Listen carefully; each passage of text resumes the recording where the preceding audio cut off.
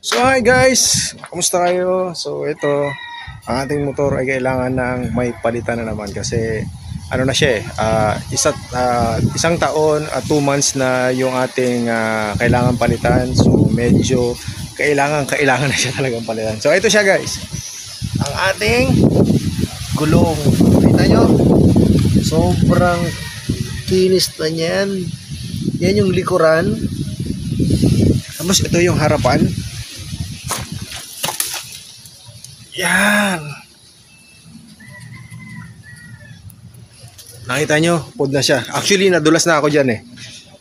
Nadulas na ako sa kanya kaya kailangan ko na siyang papalitan. Nakabili ako ng gulong. So, ang itatry nating gulong ngayon ay itong bigat. Yan. Hindi ko pa binubuksan. V-Star. Try naman natin siya. Tingnan natin kung maganda yung performance nito sa ating motor at kung matagal ba siyang maupod o hindi, at yung design kung maganda rin ba yung kanyang guhit-guhit, di ba? Kasi na-try ko na yung quick tire, so this time tatry naman natin yung V-Star. Ayon sa mga comment mga brad, maganda naman daw yung review ng mga gulong na to, so we'll see. Tingnan natin kung same size, actually ito same size lang to, same size lang nung stock na binili ko, hindi ako nag-adjust. Tingnan natin kung kasing lapad ba siya nitong ating panglikod. At versus ito. Ang size nito is 180/14, 90/80/14. So, yun. Papakabit lang namin malapit sa crossing. Doon sa may machine, mas maganda kasi may machine, mahirap yung mano-mano makompromiso yung ating mugs. So pwedeng masira, magasgas yung ating mga mugs pagka medyo tinutungkab-tungkab lang nila. Anyway, yung iba naman na gumawa nun, yung katulad nung nasa Takara ako, medyo expert naman yung gumawa nun, hindi naman nagasgas yung gulong natin doon.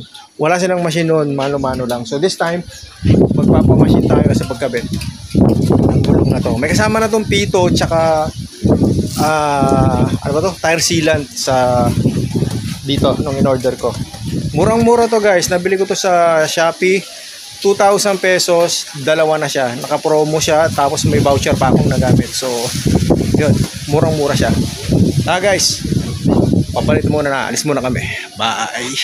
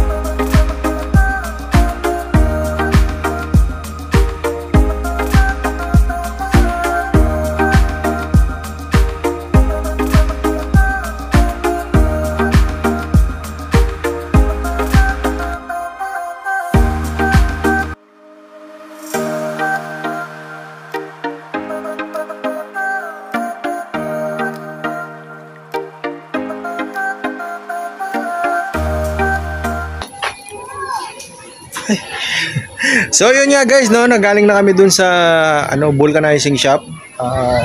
Palitan namin. Ang bayad namin doon, 2 gulong, 200 na. So ito na yung ating naikabit na gulong. Nakita nyo?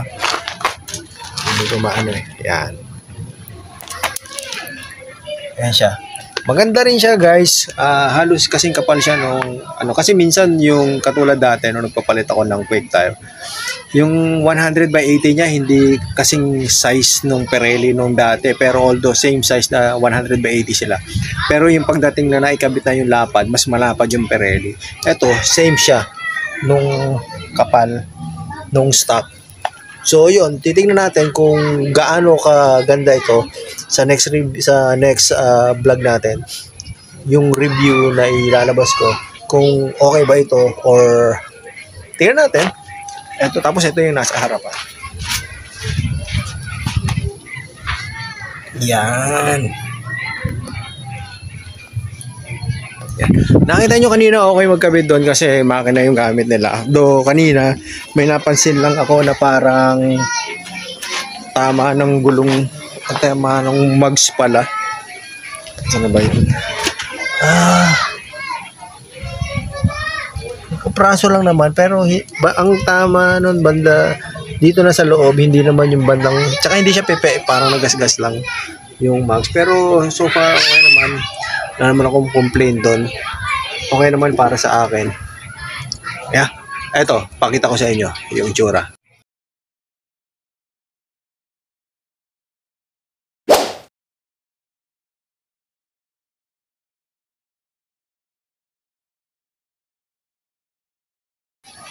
So yun lang guys, update ko na lang kayo kung ano yung mangyayari dito sa gulong na to, kung okay ba siya sa katagalan, kung madulas ba siya o maganda ba siya, makapit ba siya. Review natin yan sa susunod na video natin. Madumi yung motor ko. Pasensya na sa dumi ng motor na binidyo ko kanina guys, kasi wala pa siyang linis eh, ilang araw na tinatamad ako eh. So ngayon, nilinisin ko na muna siya. Yun lang guys, balikan ko kayo sa susunod na vlog natin regarding sa gulong na Beast Tire. Thank you, bye!